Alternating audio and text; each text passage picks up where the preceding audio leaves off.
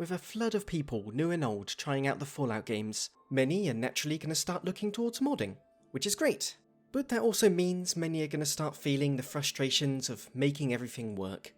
You've got hundreds of thousands of mods to choose from, and then you've got the headache of making sure the mods work and play nice with one another. And while the benefit to this is that you can tailor the experience to exactly how you'd like, sometimes you just want to skip the headache and have a bunch of mods installed all at once and be good to go. And that's where mod lists come in. And so, I'm going to give a brief overview of many mod lists available for Fallout 4 to help find the right one for you. For each, I'll give an example of the kind of mods to expect, although remember that each of them have hundreds of mods, so obviously I'm not going to list them all, just enough that you get the general idea. And while mainly I'll be focusing on mod lists offered through the Wabbajack installer, I will discuss Nexus Collections in the next section of this video. Oh, and it's worth noting I'm making this video as the Fallout 4 Next Gen update has just been released, meaning many mod lists are currently in a volatile state as things are being updated and fixed. So be sure to read the latest updates from the mod list authors.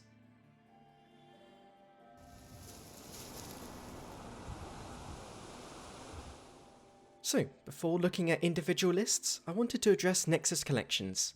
There's hundreds of collections on offer with a ton of variation, so they're worth giving a browse. However, there's a couple reasons why I'm not featuring them in this video. Firstly, Nexus Collections use the Vortex mod manager, and without getting into specifics, it tends to best work with smaller mod lists. The vast majority of collections have below 400 mods included, with many of the most endorsed barely going above 100. Which I know sounds like a lot, but trust me, in the grand scheme of things, it's really not. And secondly, Nexus Collections tend to use the game's data folder to install mods, whereas the mod organizer used by Wabbajack lets you create a root folder where the mod list is stored and it runs separately. So basically, if you install a Nexus Collection and you don't like it, you'll likely have to purge the game folder and possibly delete and reinstall the game just to be sure. But with Wabbajack, most mod lists will be installed outside the game folder, so you can freely remove lists by deleting a single folder, or you can even have multiple lists installed at once without them clashing with one another. You simply open whichever modded version of Fallout 4 you want to play, which obviously is helpful for this video.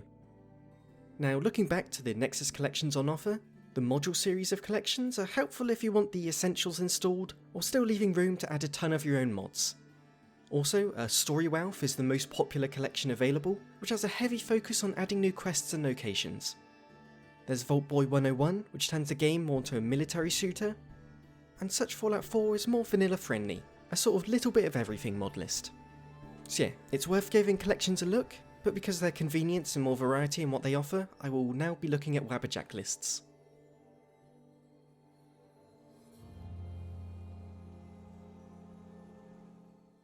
First up is Fusion, and it's by far the easiest list to recommend if you're new to the game or don't really have a modding preference. Honestly, the biggest selling point is that it stays true to the base game of Fallout 4, but just feels better to play. There's a bunch of fixes for all the lingering bugs, and you won't need to dive into the game files to get it all feeling nice to play. You can even switch on a couple mods to get ultra-wide working, something Bethesda couldn't even get right in their next-gen update, but I'll try not to ramble about that. Although there is a lot more to this list than just fixes. The UI is overhauled with full UI, balance changes have been made to weapon recoil, power armor, blocking, NPC level scaling, and much more. A lightweight perk overhaul makes the perks more interesting while not making them drastically different or overpowered. Combat is far more dynamic with better enemy AI. So for example, NPCs with shotguns will actually get close and personal, while others with ranged weapons will stay back. And they can even use chems during fights to heal and buff themselves. Also, death claws have been made more deadly because, well, they're death claws. And as for a feature that's new rather than just tweaking existing gameplay mechanics, the mutations mod adds the mutations from Fallout 76. Although luckily, it is added in a natural way that doesn't feel out of place, and the mutations themselves are pretty well balanced, such as the Egghead mutation, which gives +6 intelligence but -3 to strength and endurance, or Twisted Muscles, which makes melee more powerful but your guns are far less accurate. As for the world itself, smaller camp locations are a little more filled out with clutter, so it looks like people actually live there, but there's no huge changes to the world space. And the same goes for quests, where a couple existing quests have been tweaked so they flow more naturally, but there's no huge new quest mods. Looking at the graphics, the lightweight lighting mod gives a more modern look, while many textures are improved with 2K versions, plus the grass is far more dense and varied depending on the region, which is welcome as vanilla foliage is pretty ugly. And all these graphics changes were made with performance in mind, where there's no performance tanking EMB included, and in fact with all the fixes, the Modlist may actually perform better than the base game. Great for lower end systems, and great if you're a first time player or simply enjoy that vanilla feel.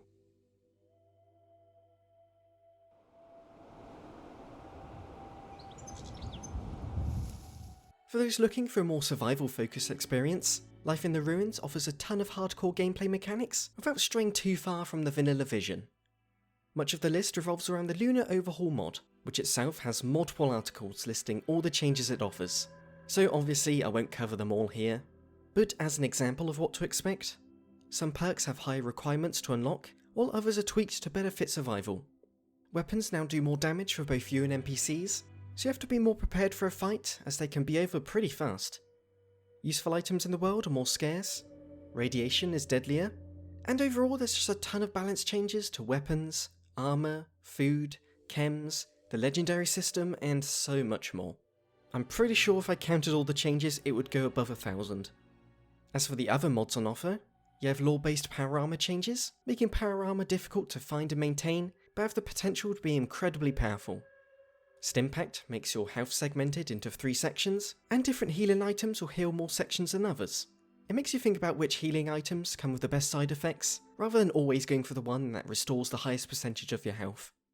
Degrade and Salvage allows you to swap out some weapon mods and attach them to other items, while receivers have a chance to degrade over time. And fitting well with all these changes, while over 100 new weapons and armours can be found across the Wasteland, most of which going for that handmade makeshift design, so they're all lore friendly, or at least feel lore friendly. Plus there's a few new locations to use all these items in, offered from high quality quest mods, like Tales from the Commonwealth and the Fens Sheriff Department.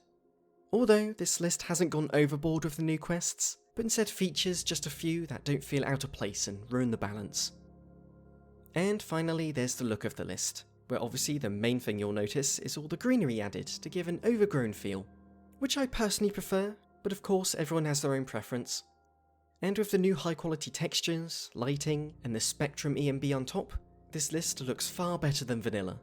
It just means that lower end systems might struggle a bit, although it is still quite a performance friendly list. So overall, a great option if you enjoy survival, but like the vanilla vibes.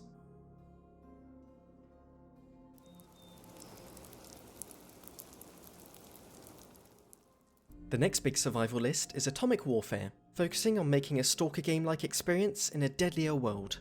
There's a huge focus on combat, with so many mods affecting it that there's definitely a learning curve. Although it's undoubtedly satisfying to learn if you're into that Stalker Tarkov style of game. Weapons now cause staggering, bleeding and dismemberment, there's deadlier headshots with no head protection, and locational damage means individual armor pieces have more impact. There's new ammo types and bullet speed, your character stats will impact your effectiveness with certain weapons, so like a large LMG will drain your action points and have lots of recoil. You even have to manually reload on an empty mag, rather than the game doing it automatically. And that's just the weapon side of things. You also have things like Stimpaks no longer healing limbs, better enemy AI, and the huge impact of having an unleveled world, which means you can encounter incredibly deadly enemies right from the get-go, although it means you can steal their powerful loot right from the start as well. So there's a good sense of risk-reward. All this sits on top of the new survival mechanics, like buildable campsites and a far more in-depth cooking system. As for new content, you of course have a bunch of new weapons and armour, most of which sticking to the makeshift theme of Fallout, with many actually being plucked from previous games. And there's even some large quest mods like Point Lookout and Attack of the Lobotomites, although like the previous list it doesn't go too overboard as many quest mods aren't balanced for such difficult lists. As for the look of this list, mods like Boston Natural Surroundings focus on the overgrown vibe, while the trees actually change with the seasons, which is great. Although honestly the biggest change is the amount of clutter everywhere. Right from the get-go you'll notice just how densely packed the world is. There's more rubble, destroyed vehicles, and general signs that life have continued for these past 200 years. A great example is this bridge here. Usually it's pretty empty leading into the Boston city, but now there's walled checkpoints and turrets hidden in the foliage, so it really is a world you'll want to move cautiously through. With the NACX weather mod and EMB on top, it makes this list among the most visually impressive out there, And the performance is pretty on par with other lists as well, as a bunch of performance tweaks by the mod author makes it run well despite how dense everything is. Although of course it's not for low-end PCs if you want a constant 60 FPS. So if you want a hardcore survival experience, with in-depth gunplay in a world that's truly unforgiving, Atomic Warfare is what you're looking for.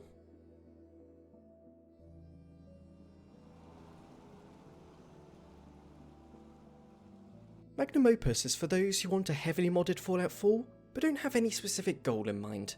It simply adds mods that are fun, while still managing to keep Fallout's identity. You got new and improved perks offering more build variety, hundreds of new workshop items. Power armor is rare but more powerful. There's tons of quality of life features like consuming items without picking them up, or having a vertibird deliver your power armor. The VAT system is replaced with a bullet time effect, and combat is far more interesting with the true damage mod balancing firearm damage based on weapon and ammo type. And where you aim is just as important as what you use, as the direct hit mod calculates damage based on the body part you hit, and the armor type that covers it. Paired with mods that add new enemies like deadly mechs, and more variety to NPC stats, combat is a lot deadlier. Although this isn't a list made for hardcore survival, so the difficulty level is up to you. Plus you can even the playing field with a plethora of new items available. Huge armor and outfit packs offer a crazy amount of variety, like over 100 new pieces of clothing to find. And the same goes for weapons, where you have mods like the Combined Arms pack adding a ton of modern weapons in a single bundle, while a bunch of individual weapon mods offer incredibly high quality weapons across all categories. And while this list picks and chooses whatever sounds fun, the new items don't feel completely outlandish. Like the lore friendliness is stretched at times, but there's nothing that clearly seems out of place for the Wasteland. Many of these new items are offered from the new quest mods included, of which there are plenty.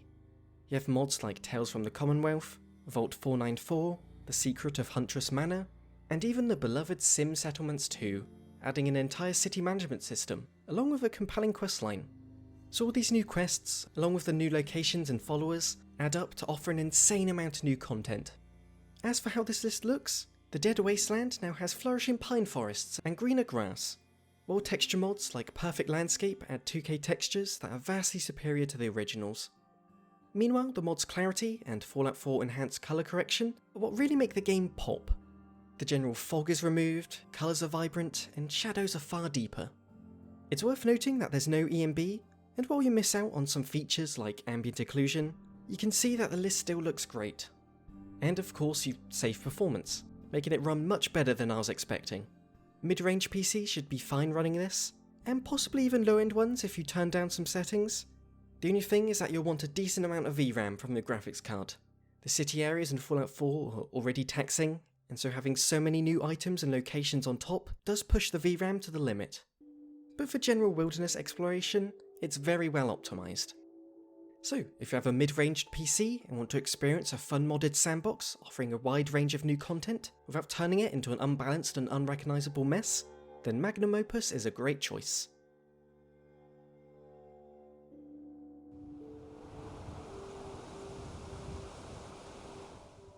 So Sandland is quite unique as it's built off of the Magnum Opus list I just talked about, but as you can see, it has its own twist to it. It carries over many of the new weapons, armour, clothing, new gameplay overhauls, and the many new quests. Basically most of the mods I've just mentioned for Magnum Opus are featured here, so I'm not going to repeat myself. Although there are a few key changes. The You Are Exceptional mod adds a levelling system like previous Fallout games. There's a new weapon overheating and jamming mechanic. There's damage numbers, which you can disable if you want. And there's jiggle physics. But obviously the biggest change is the setting. Using mods like Desperado's Overhaul, Badlands 2 and a bunch more, the Commonwealth is left as a dry desert, with sand dunes, dead vegetation and a whole lot more rust. The weather and lighting ties it all together using the NACX mod. And there's Reactor EMB, which is easily one of the best looking out there. For performance, I'd say it's a bit better than Magnum Opus. The decrease in trees and general vegetation gains some FPS, although there is the added EMB which brings it back down, but overall good for lowish to mid-range PCs. So, if you liked the sound of Magnum Opus, but also want the vibe of New Vegas or the new Fallout show, Sandland has that niche covered.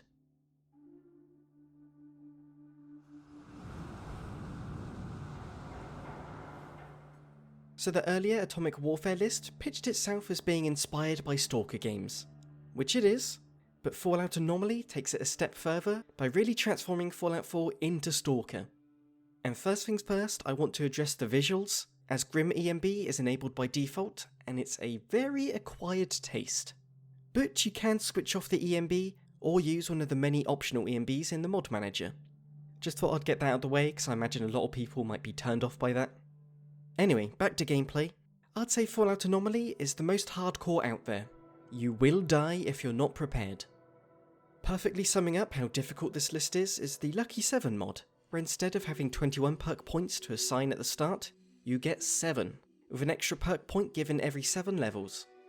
You have the main mod, adding a new wound, limb damage and bleeding system, where new items like tourniquets and surgery kits need to be used to aid certain conditions. And it's paired with mods like True Damage and Scourge to make fights incredibly deadly, and often just over in a few hits. With firearms you have to manage ammo types, manual reloading, and a harsher recoil, all while NPCs use more items with more intelligent AI. Also radiation is deadlier, there's a new flashlight and battery system, a classic Fallout perk menu, valuable loot is hard to come by, there's a new water purification system, and there's in-depth hunting mechanics with a food spoilage system, and so much more. It's another list that can be quite overwhelming, although there is a handy in-game holotape guide walking you through some of the more notable gameplay changes. Looking at new content, hundreds of new weapons and armours are added to this list, many of which leaning into that modern tactical aesthetic, and there are huge new quest mods like Point Lookout and America Rising 2. You can even travel to a recreation of the Zone from Stalker Shadow of Chernobyl. Plus new tunnels and subways add a whole new way to travel underground. Finally, the visuals of course lean into the darker gritty aesthetic, with a touch of vegetation and textures that favour a modern style. And by default the list caters to mid to high end PCs, although you can swap out to a more performance friendly EMB and even enable DLSS, so surprisingly okay for low end specs as well. So a list perfect for those who want the most intense and stalker-like experience available.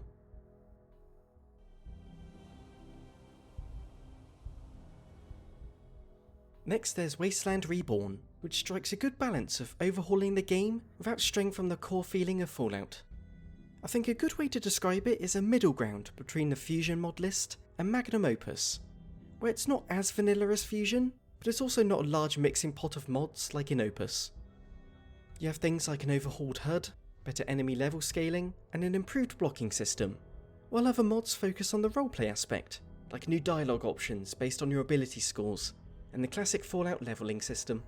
In fact, many of this list's most notable mods bring features from previous games, like classic radiation affecting your special stats, or the karma system in challenges from New Vegas, where you'll get small rewards for completing certain tasks. Looking at combat, Dax Weapon Rebalance tweaks gun damage based on ammo type, which does improve many of the early game weapons and makes enemies less bullet spongy. There's also over 400 new attachments available for existing weapons, and hundreds of new weapon mods on top, all of which feeling lore friendly. You also have the new armours, settlement items, a portable bus player home, and unique mutated creatures roaming about, and yet all this new content doesn't bloat the game. You can really tell the list author carefully chose mods that fit seamlessly with one another, rather than standing out as something clearly not part of the base game. The world's also littered with new smaller points of interest and huge caves you can unknowingly stumble upon, as well as some larger quest mods like America Rising 2 and Fourville, although it definitely favours quality over quantity. Moving on to the looks and performance, lightweight lighting and True Storms work in tandem with 2K texture overhauls to give that Vanilla Plus feel. And the foliage cycles through seasons with the Seasons Change mod, offering a satisfying amount of variety and sense of progression. All topped off with the Spectrum EMB, which focuses on improving the lighting rather than adding a ton of post-processing effects. Plus, it offers great performance, which I honestly found to be the most impressive part of this list. Despite having over 700 mods, it ran incredibly smoothly. It didn't even dip below 60 FPS in Boston, which is a huge praise. I mean, I still got stutters in the city, which I always expect of a modded Fallout 4, but in general, I found it to be one of the best performing lists out there. So if you want a heavily modded game that focuses on building upon Fallout 4, rather than overhauling it into something new, Wasteland Reborn is easy to recommend.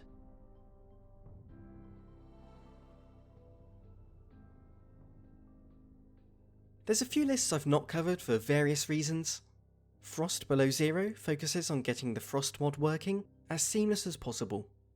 If you don't know, Frost Survival Simulator is one of the OG large conversion mods for Fallout 4.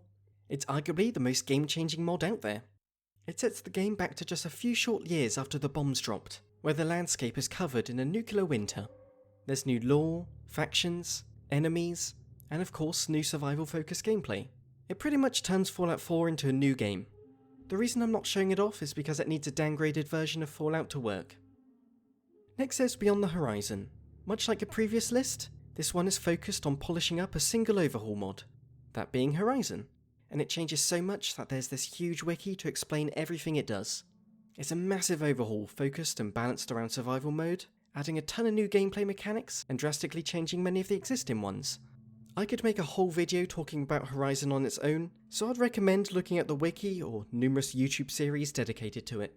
As of making this video, the list mainly has Horizon working with a ton of polish, but many extras like new quests and items are missing, as the list author is waiting for them to be updated.